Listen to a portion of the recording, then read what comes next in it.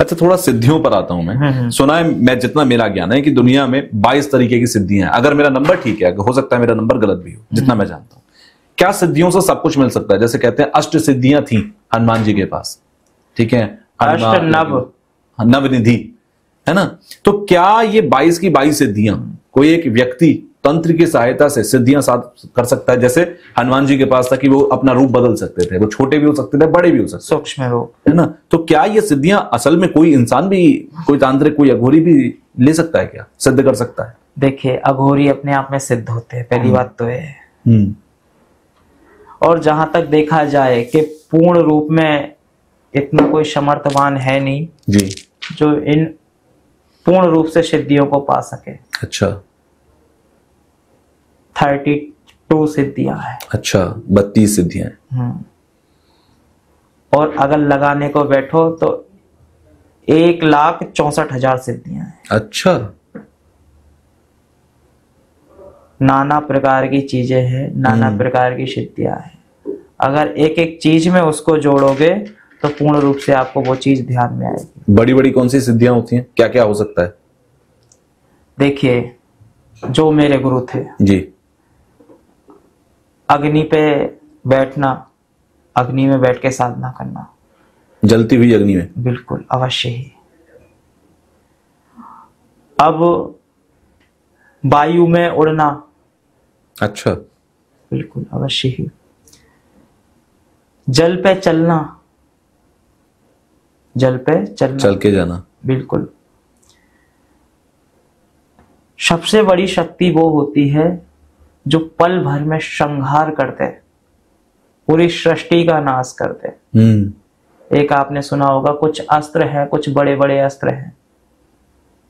पाशुपतास्त्र अस्त्र, नारायण अस्त्र, ब्रह्मास्त्र, बिल्कुल, रामबाण अस्त्र, ठीक है ना? तो इसमें जितना भी बोला गया है कि जो जो बड़े अस्त्र है, पूर्ण रूप से जितना विध्वंसकारी है शिव अस्त्र, तो पूर्ण रूप से इसी प्रकार होता है कि जितनी बड़ी शक्ति प्राप्त करेगा उतना ही ज्यादा विध्वंस करेगा। बिल्कुल। मेरे गुरु ने इतनी चीजें प्राप्त की थी। और जहां तक देखा जाए कि जो जो चीजें थी, बड़ी बड़ी शक्तियां थी, पल भर में कुछ भी कर देते थे, कुछ भी मंगा लेते थे वो। अच्छा, अगर आप कहोगे कि मुझे एक पूरा घर सोने से भर दो, ये हो गया भाई, अभी ले तू, भर दिया। उनने कहा कि मुझे नाना प्रकार के पकवान चाहिए, अभी ले, ऐसे करते थे और हाल आ जाता था। मारण बहुत तीव्र गति से करते थे।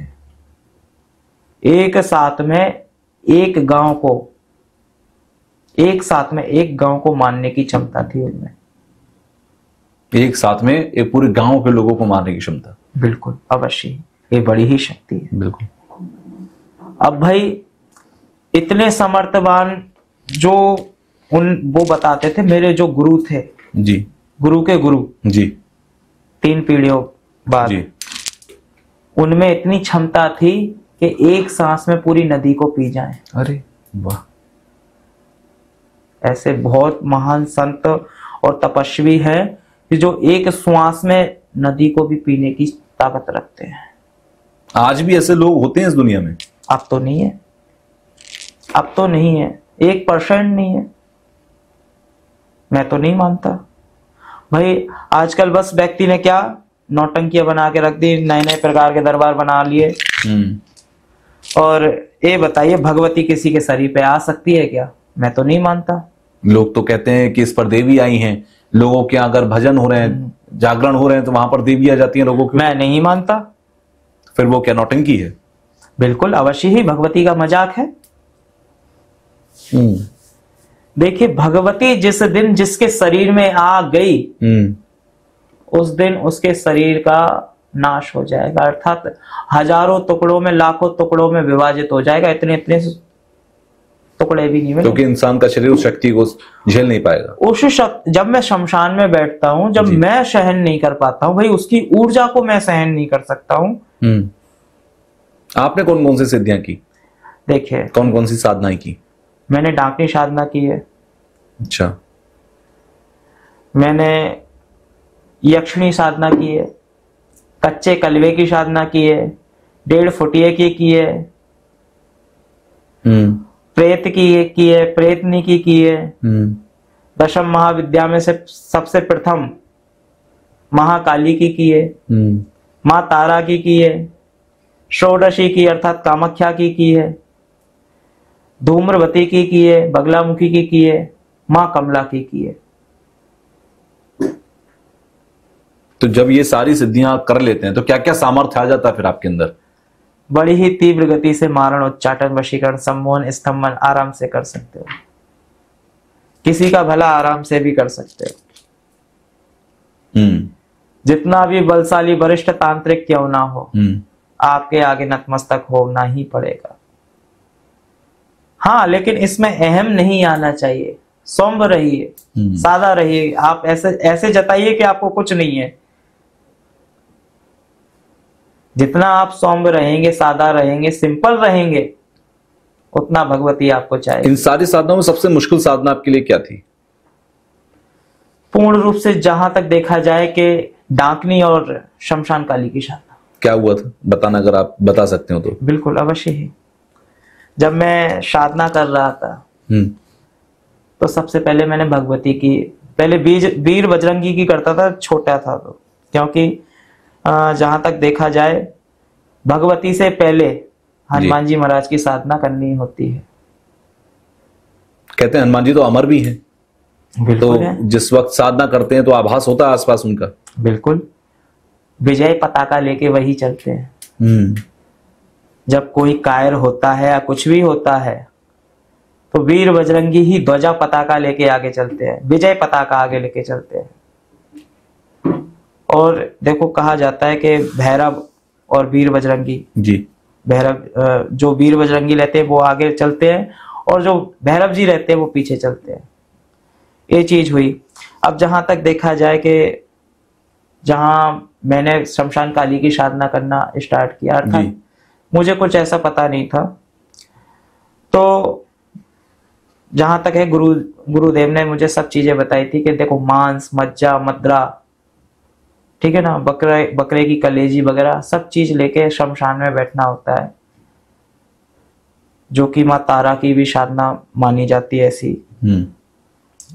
जहां तक देखा जाए कि पूर्ण रूप से कानों में इतनी भयंकर आवाजें आती थी कि कानों में से भी खून निकलने लगता था। बहुत से लोग रोते थे, चिल्लाते थे और पूर्ण रूप से डराने का आभास होता था कि मतलब कोई कह रहा है उठ जा, कोई तो पास में ही आके बैठ गया। मतलब साधनाओं में कई प्रकार की चीजें होती थी। अब भाई एक दिन ऐसा हुआ कि स्वयं ही ऐसा लगा कि किसी ने बाल पकड़े और वो खींचने लगा। शमशान में अकेले ही बैठना पड़ता था, कोई साथ में नहीं रहता था। अब भाई ये चीज हुई। देखिए, आसन से नहीं उठे एक साधक, आसन को किलित करना मुझे पहले नहीं आता था। फिर मैंने गुरुदेव को अपना आभास बताया, गुरुदेव मेरे साथ ये चीजें हो रही है, किसी ने मेरे बाल खींचे और कोई रो रहा है बहुत।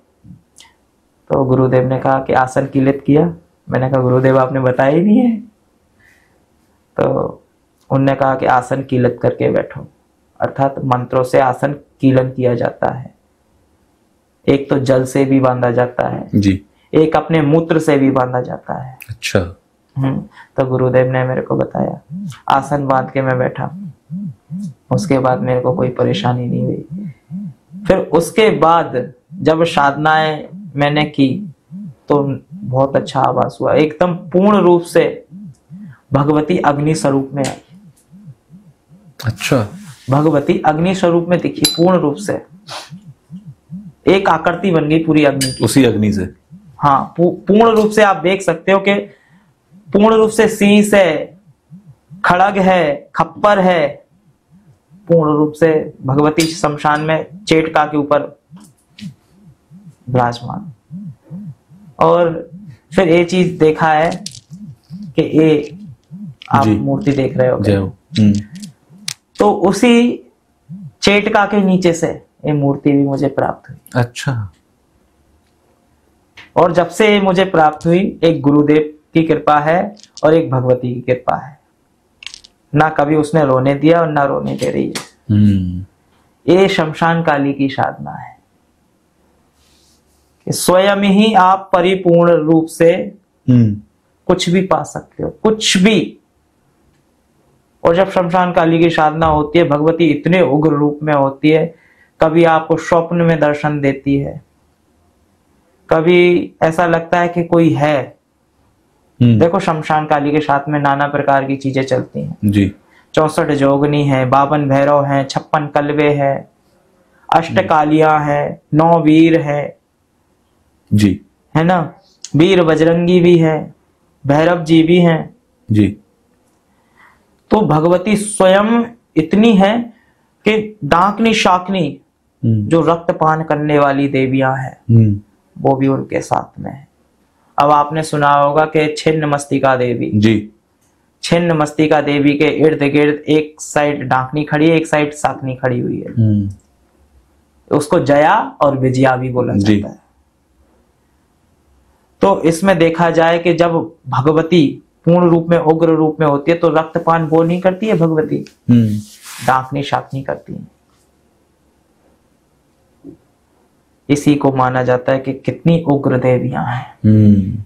इनको मां मान लो तो सब कुछ अच्छा है, देवी मानोगे तो संहार करती चली जाएगी।